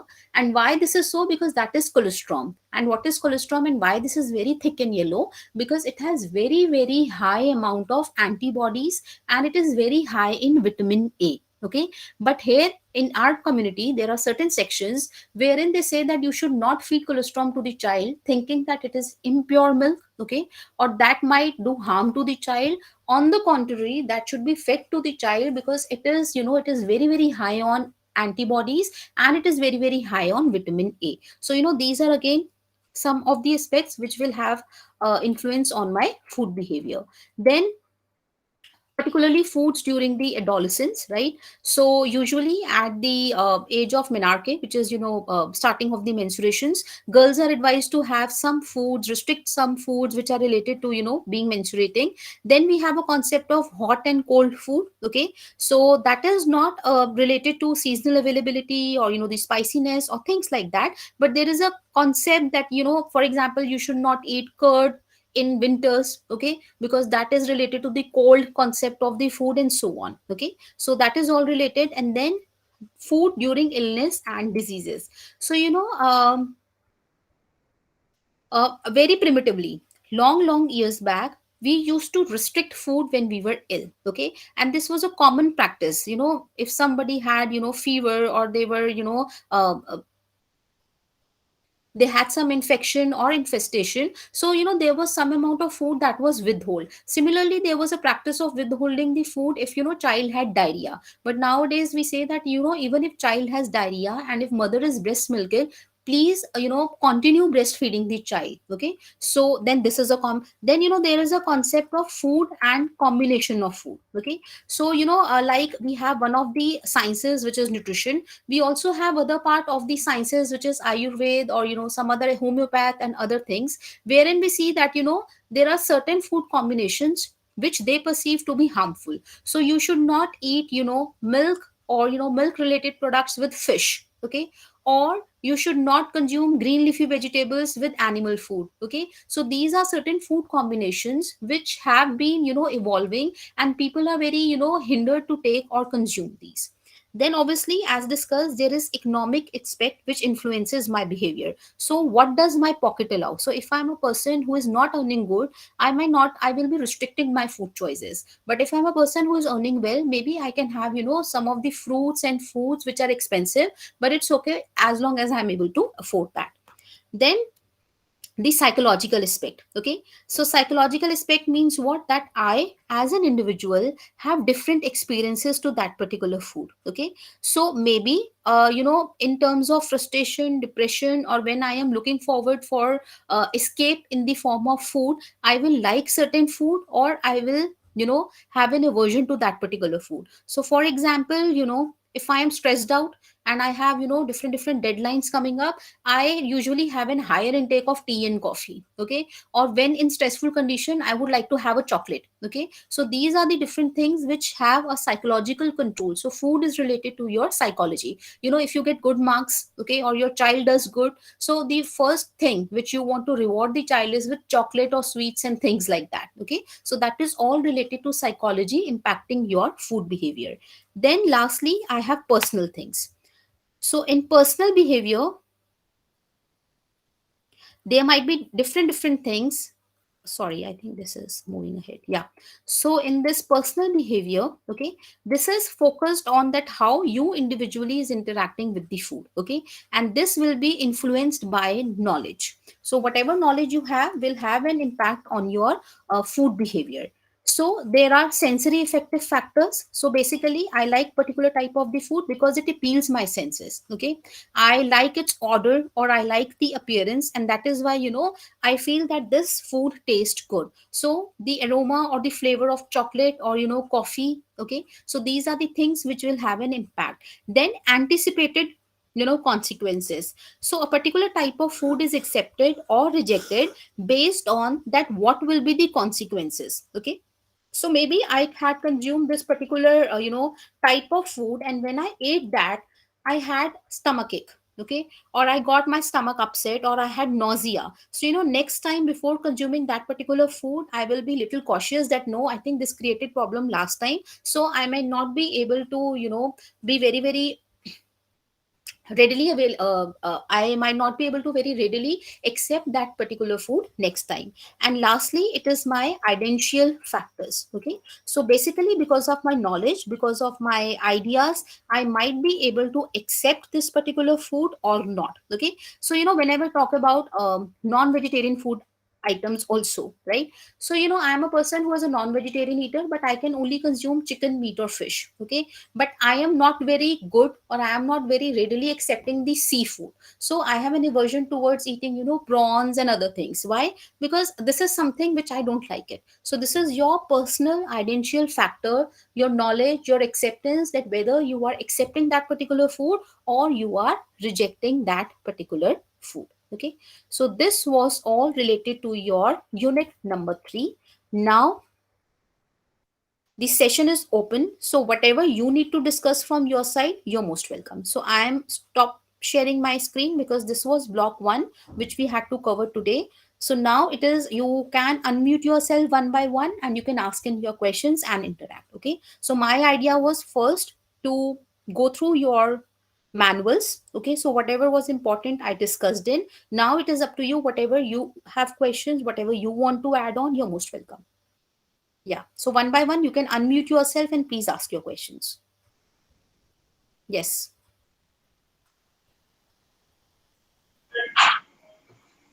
Hello, ma. Yeah. My question is on food behavior. There are two factors that determine food behavior, that which you say availability and acceptability. Yes. Is there any determinant or aspect under that availability? Availability. Yes. Yeah. See, when I Because talk about availability, I mean that, if that particular type of food is not available in your nearby area, so that will have an impact on your, eating behavior. So, for example, I am a person who does not have any coastal area nearby. Okay. So maybe the availability of seafood, fish, and other things, that is not very, readily available near my area. So that will influence my food behavior. I might not be able to consume these things more readily because that is not available. Okay. So availability does have, there are certain things which might be available in your country and which are not very readily available in my country. Okay. Or in your yes. region and not in the other part. Okay, ma. Then Okay. ma, under acceptability, that is where we Hello, ma. have social status, Except religious status, religious influence, peer group influence, and last, and the cultural factor, then economic factor. you want me to discuss these factors, right? No, Yeah. no. My question is going under additional factors. Additional factor. Yes. Okay. So additional factor means your ideology. Okay. What is your concept of consuming that particular food? So what you think is right and wrong. So as I discussed that maybe I'm a person who feels that I should not consume animal food. Okay. So this is not related to some religion or some cultural impact. I myself feel that I should not be consuming this particular type of food because of my ideology towards that particular food. Okay. Or I might be feeling that this particular food gives me a feeling of disgust. Okay, so I cannot consume that. So some people are okay consuming seafood, prawns, or whatever, but some of us, we are not very comfortable consuming that. So the essential factor is related to that, what is your ideology, what is your pattern of accepting that particular food or rejecting that particular food. Okay, ma'am. Thank you, ma'am. Okay. Others? Yeah, Ishaq, you want to ask something? Others, please unmute yourself and you can please ask.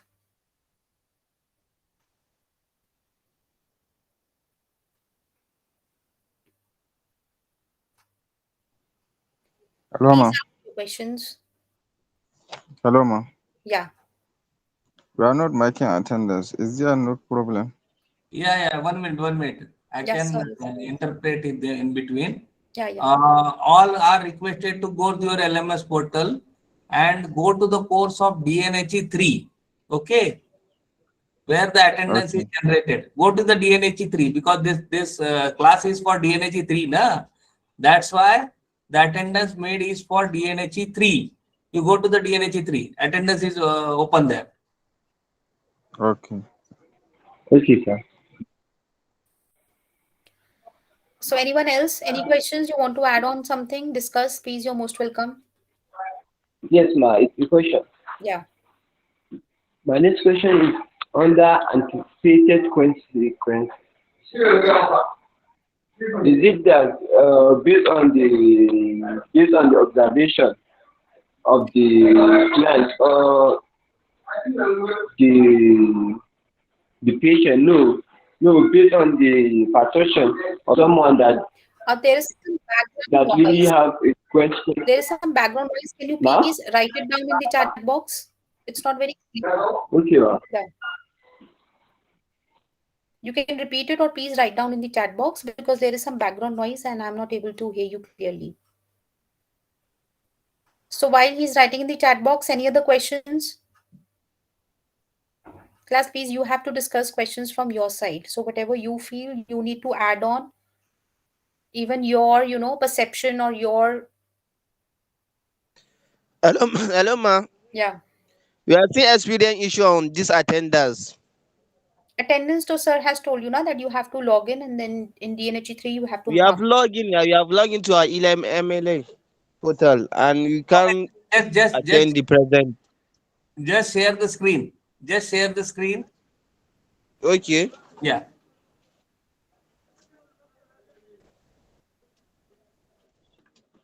Okay, go to the LMS portal. Yes, go to the DNHE3. Okay. Okay, the first class is there, na? This is first. No, go to the my course again. Okay. Go to the DNHE3.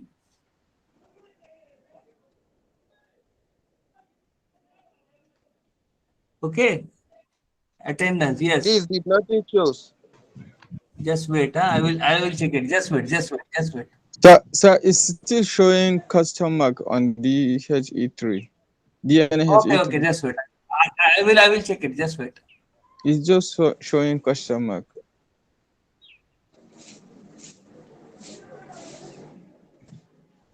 Was it service 541? DNHE 123 create the calendar event. Okay. Allow save changes. Check it now. Okay. Check it now. Okay. Just refresh it. Just refresh it. Go to the back now. Uh-huh. Nothing shows, sir. Not in show. Yes. Just wait. You have to check very well. Okay. One by one, tell me. Just wait. Just wait. Just wait. I will check it. What is happening? 9 February 2020. Setting is there. Group. Allow to student. Okay. Allow to student. One student automatically.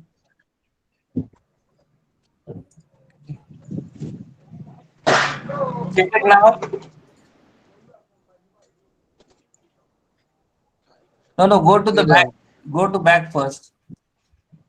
Back past. Yeah. There is attendance. One minute. Okay. Go to that attendance. Yes. No, We not come to the back. no, yeah, not that. You go to the my course first. Yeah. Where is that attendance? Okay, click Is on it that. nothing should? No, click on that link DNHE3 block 3.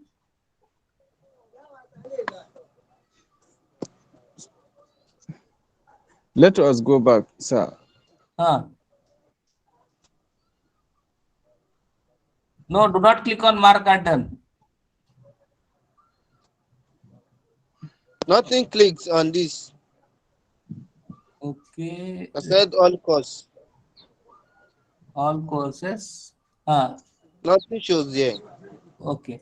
Okay, we will discuss in the next session. Okay, no issue. No issue about the attendance. Just paste up. Just all I'm expected to paste I think the problem is from the time. It's supposed to be 11:30 p.m., not 11:30 a.m. 11. It's supposed to be 11:30 p.m., Oh, not 11:30 a.m. Just wait. I will change the setting now. 11:30 a.m. Oh, that's why it's happened. 5:32, 5:49. Just wait. Now check it. Okay. Now check it. Share the screen. Share your screen.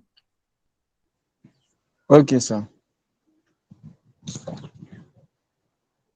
That's why it's happened. Okay, 3:30 p.m. to 3:49. Okay.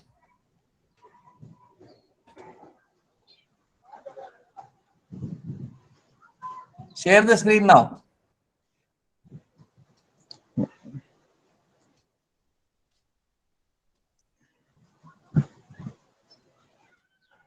It is now done. Yeah, checking, sir. Yeah.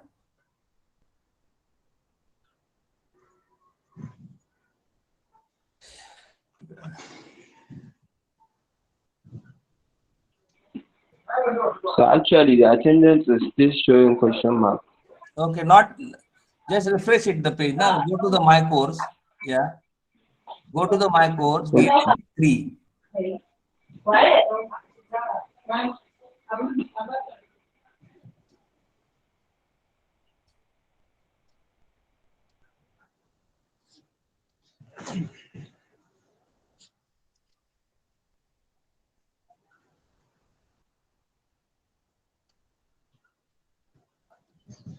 Oh, 3:49. That's why. Shit. 3:49. This is 6:49. Now check it. DNHE3, go for the attendance. No, attendance. Okay, sir. Click on that attendance DNHE3. Yeah. Now submit attendance. Yeah. Click on submit attendance.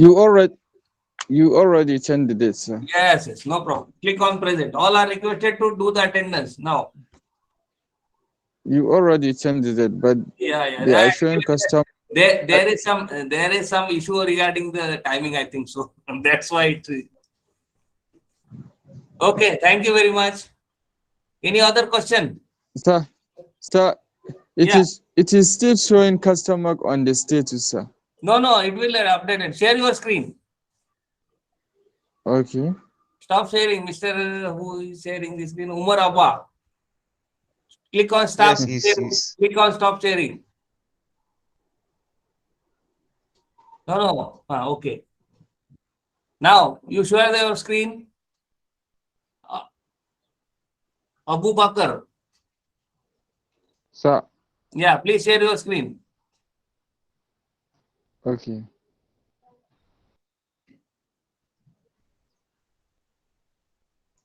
Yes, sir. Yeah, please. Sir, No, it is correct, sir. no, it is your screen is not visible.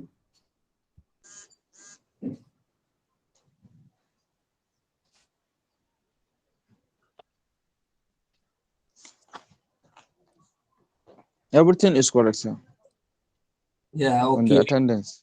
Okay, go to the DNH. Yeah, just submit the attendance. Click on submit attendance. Good to go, sir. Okay. Click on submit attendance. Yes, present.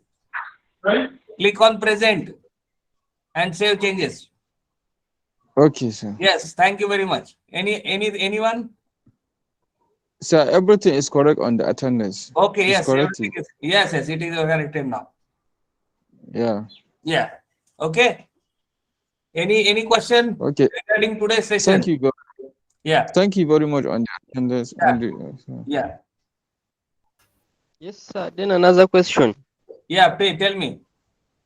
Yeah, then there are some other sessions which we attended first, but we didn't capture Okay, no attendance. issue. How will we No mark issue. them? No issue. For the first some lecture if you attended, please please write a mail to DNH Pune @ignu.ac.in. Just write a one email. We will check it with the recording that you are present or not. Okay, sir. Yeah. For previous Sir, please say the email. if previous session, if you you are not marked any attendance, just write a Hello, mail. sir. Yeah. Tell me, Yusuf. I have a question, sir. Yeah. It's about how to take the attendance. I have tried so many times, but I still So can't reach to it, sir. okay, no problem, no issue. Please share the screen. Okay. And One thing. also, for the first, was it 2 to 3 days, I've been attending the lectures, but No, no, I'm yet no to, issue. Mr. Yusuf, listen sir? carefully. No issue. You just write a one email to DNHEOL Pune @ignu.ac.in. We will check in the recording okay. that you are present or not. If you are Okay, no present, problem, sir. mark the presentee. No issue. Okay. But are Okay. we to submit the email every day we have a lecture, or we are just to submit it once? So now today's lecture you submit the attendance or not? Sir?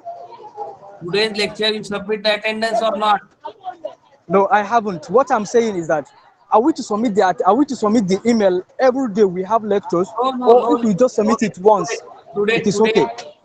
Just wait. Today we will submit the attendance. Just share the screen. Just share your screen. Okay. Okay.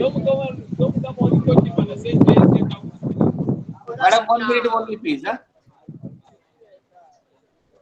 Yes, sir. Sure, Yeah. sir. Yeah, please. You can start. Mr. Yusuf, share your screen now.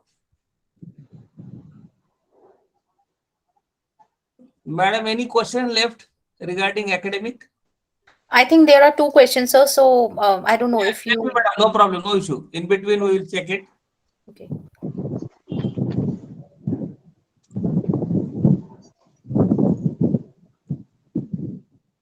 So by the time you are sharing your screen, I'll answer your question. The first question was related to that. What is the this anticipatory behavior? So anticipation means what? Anticipation means that you are forecasting. क्या नाम Yeah. उसका? So, yeah. उसको बताता हूँ मैं, ठीक है?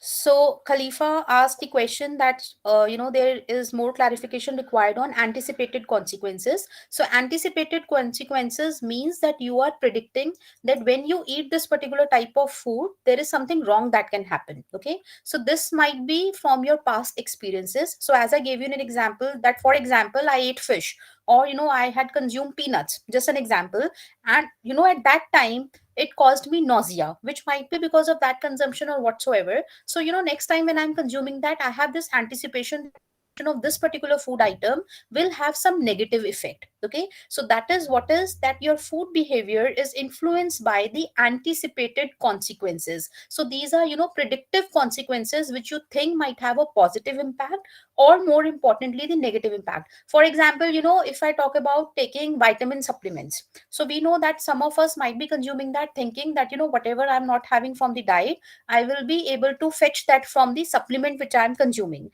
But the other population or other part of the population will be thinking that this vitamin supplementation can also have some negative effects. Okay, so this is what you are anticipating, that there might be some negatives or some, negative outputs like nausea, vomiting, or some ill effects that might be caused because of consumption of this particular type of food item. So that is what we mean by anticipation. Then there was a question related to that, what are, some of the factors which are not in one control. Okay, and that can have impact on your food behavior.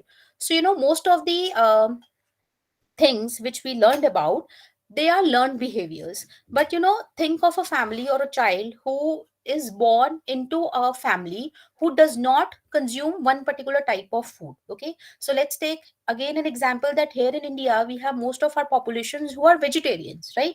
So you have not exposed your child to non-vegetarian food item only, so that is not in the control of the child, no, because he or she has never experienced animal food, he or she has never consumed egg, meat, fish, or poultry. And by default, because that particular child has been born in, a family who is vegetarian, who do not consume animal food, so naturally this child has a food behavior developed of non consuming animal food. So this is not by, choice, or this is not by something which I have, experienced, that what is the consumption of animal food look like. By default, the food behavior has been determined because my family is vegetarian, so I will also not be consuming any animal food. So, these are certain things which are not, in your control in terms of religious aspects or, cultural context. So otherwise most of the things will be overlapping, and they will have an influence from past behaviors and experiences. So apart from this, any other questions related to academics? You can go through your unit. Okay, you can go through whatever we have discussed today. You can make your questions, and tomorrow also I have a session with you. So if you feel that there is, anything which I need to repeat it, you want to discuss it again, or you have some more questions, I will be taking up that in tomorrow's session also. Okay, so you can just go through your unit 1, 2, and 3, and we will discuss anything that needs to be redone tomorrow. So is this fine to all of you? Yes, ma'am. Okay, okay. So anything else? Nothing, ma. That's Thank you. Yeah, okay. Bye everyone. So I'll see you tomorrow. Anything else, Goodbye, sir? ma'am. Goodbye. Yeah, bye bye. No, thank you, madam. Yeah, thank you, sir. Thank you so much. Yeah, Okay, so bye everyone. I'll see you tomorrow.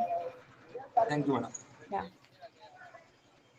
Yes, Mr. Yes, Yusuf.